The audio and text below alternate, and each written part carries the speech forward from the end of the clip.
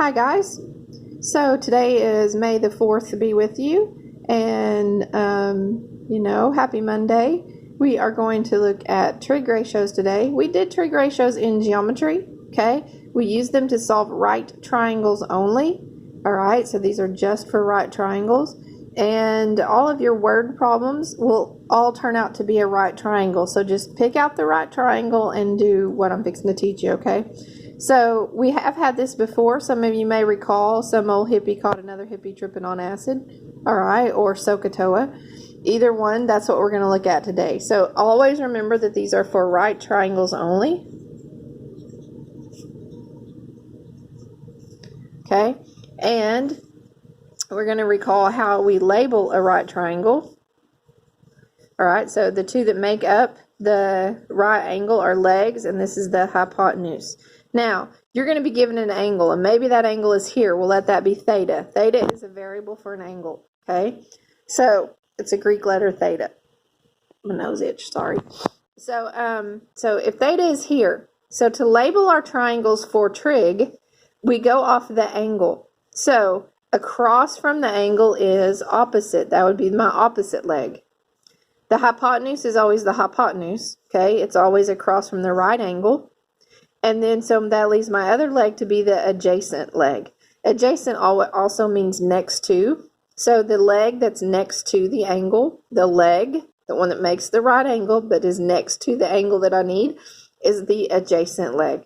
And then after we get that, then our trig ratios are exactly what they say. It's a fraction, okay? So sine is the opposite over the hypotenuse. So sine would be the opposite, whatever, say that was 5, over whatever this was, say 12. Okay, so it would be 5 over 12. Cosine is the adjacent over the hypotenuse, and tangent is opposite over adjacent. So again, you might remember SOHCAHTOA. SOHCAHTOA, or like this. Okay, SOHCAHTOA. Or you might remember some old hippie caught another hippie tripping on acid. However you remember it is fine with me, okay? When I was in school, it was OAOA, but that's just me, okay? So you remember it however you need to. Let's look at an example. We'll get right into this. You definitely need a calculator today. You cannot do trig ratios without a calculator. So you definitely need a calculator today. So please get those out right now. If you pause the video and get it out if you don't have it. All right, so let's look at our first example. What is the sine A and tan of B? All right, here's our triangle.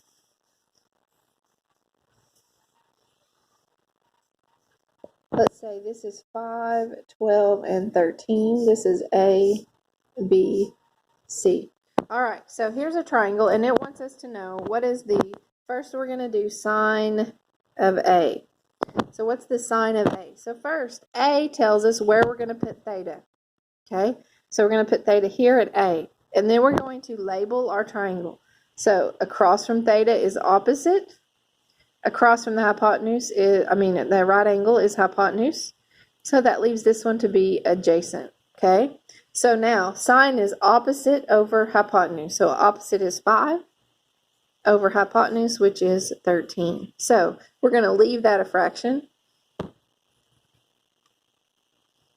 So our answer would be 5 over 13. So if I want to do tangent of B. Now, what happens if I do tangent of B? Well, theta changes from A, and now it is at B.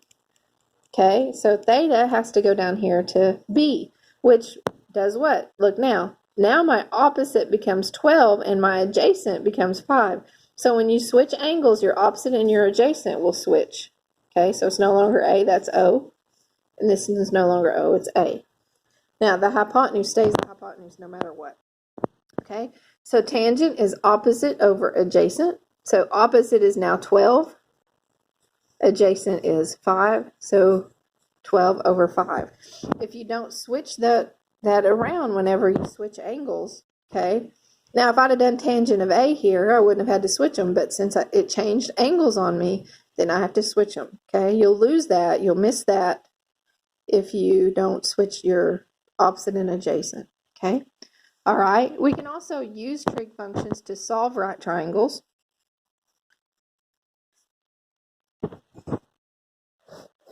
Or trig ratios. I'll call them trig ratios half the time and trig functions half the time. They're both the same thing.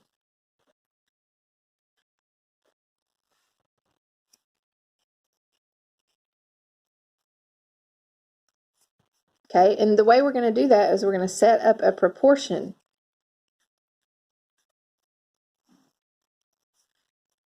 Then cross multiply and divide. All right, now just for a second, I'm going to go over here, and what does that mean? Remember, a proportion is two fractions. A ratio is a fraction. So two fractions that are equal. So let's say I have x over 15 equals 13 over 20. Okay?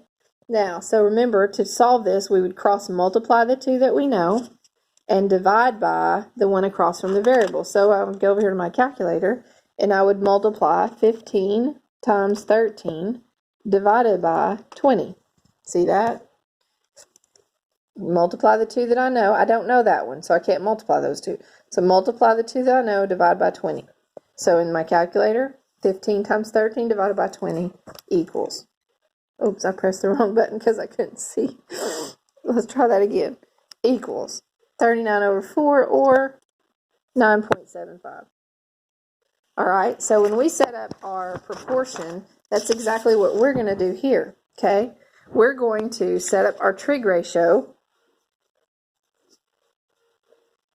over a 1. Remember, if it's not a fraction, what do you do to make it a fraction? You put it over a 1. So we do our trig ratio over 1 equals our fraction. Okay, so this will be a fraction because it'll either be opposite over hypotenuse, adjacent over hypotenuse, or opposite over adjacent, depending on which trig function you use. Okay, and then then you'll just cross multiply and divide. So let's do one. I'm going to do it on the same paper. No, I'm not. I lied.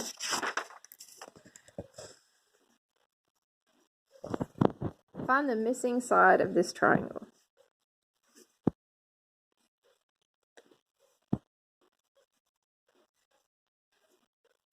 Draw it real quick.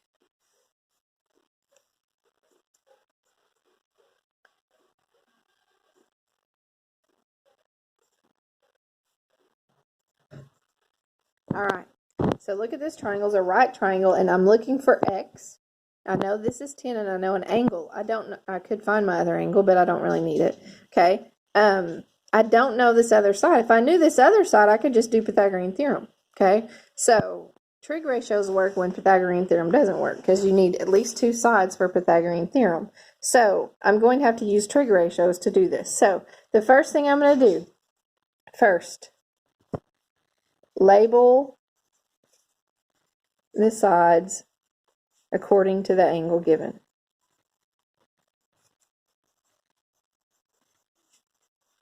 Or the angle you need. Like if the angle is what's missing, you still use that angle, okay? So I'm going to go over here, and 65 is right here, so across from it will be opposite. This will be hypotenuse, so that leaves this for adjacent, okay? So I labeled my triangle opposite, adjacent, and hypotenuse according to my angle. The second thing I'm going to do is figure out which trig function to use.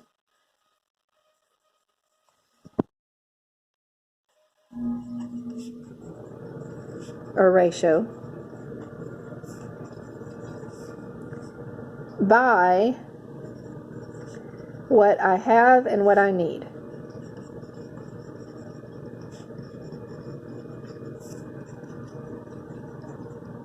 Which in my case, look back here, I need opposite, I have adjacent. Okay? I need opposite and I have adjacent. See, hypotenuse doesn't have anything by it. Okay? So I go off the two that have something with it. So I need opposite and adjacent. So I will use, or we have O and A. So we'll use tangent. Okay, because tangent is O and A. All right, if I knew O and H, I would use sine. If I knew A and H, I would use cosine. Okay, so we're going to use tangent. So we're going to set it up, and it's the trig ratio, which is tangent. Now, it's tangent of that angle, so 65 always goes with that. Whatever your angle measure is goes right next to your trig ratio. All over 1 is equal to, and then what is the tangent? Tangent is opposite x over adjacent, 10. Now see, you have two fractions. You're going to multiply the two that you know and divide. So in my calculator, I'm going to multiply 10 times tangent of 65, not just 65, but tangent of 65, divide by 1. Okay, so go over here. 10 times tangent 65, close your parentheses, divided by 1. It automatically opens the parentheses, you have to close them. Okay, so then equals 21.4. So x equals 21.4. Okay. All right, I'm going to do one more where the angle is missing. So let's find the missing angle.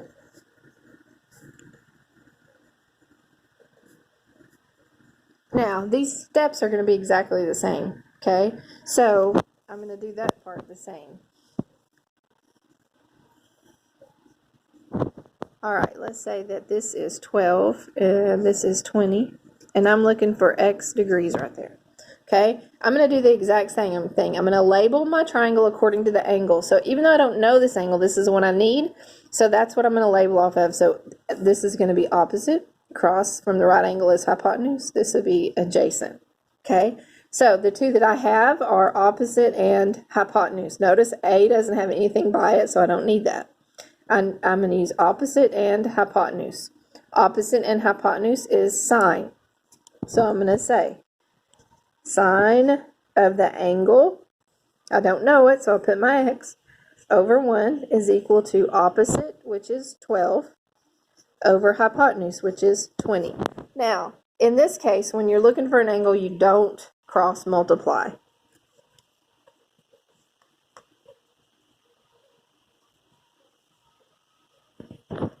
Sorry. You don't cross multiply when you're looking for an angle. You're simply going to plug it in exactly how it looks. You're not going to worry about this 1 that we made it a fraction. And you're going to use the shift key. That's very important. Okay, I'm going to even make it all caps. Looking for an angle, use shift. Okay, very important. Here, I was not looking for an angle. I was looking for a side. Here, I'm looking for an angle, so I'm going to use the shift key in my calculator. So when I plug this in, I'm going to plug it in shift. Okay, then sine, and then my fraction, 12 over 20. It's automatically going to open a parenthesis, so you're going to close it, and then equals. Okay, so shift, because you're looking for an angle, sine 12 over 20. So I'm going to type that in now. Shift, because I'm looking for an angle, sine, fraction button, because it's a fraction, 12 over 20. Close my, whoops, let's get out of it and then close my parentheses, equals 36.9, we're going to say. And that's a degrees because we're looking for an angle. Whoops, now that looks like a B. There's your answer, 36.9. Okay. All right, so that is how you do trig functions. Again, this should have been a review for you. Hopefully some of it came back to you and you're like, oh yeah, that's how I do that. All right, so I love you guys. I hope you have a great May the 4th. Watch some Star Wars today. Do a little homework. This is the last week. Stay tuned in, okay? We're almost done. This is actually our last lesson.